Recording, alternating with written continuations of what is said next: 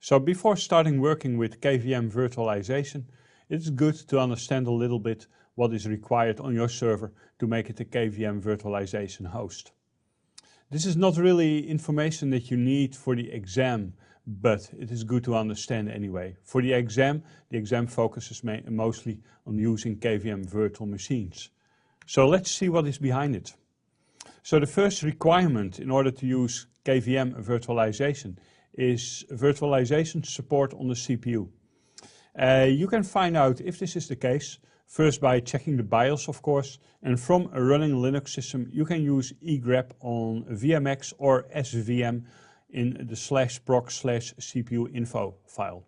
If these features are listed in the proc CPU info file, then your CPU is capable of supporting virtualization support and your machine can offer KVM virtualization. So if your CPU can offer virtualization, the Linux kernel can load the KVM and the KVM Intel modules or the KVM AMD module if you are using an AMD CPU. On top of the Linux kernel there is libvirt-d.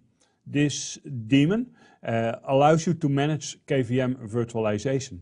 Well, basically libvirt-d doesn't only allow you to manage KVM virtualization, it can communicate with other kinds of virtualization as well, such as Linux containers and other virtualization techniques that we are not going to cover in this course.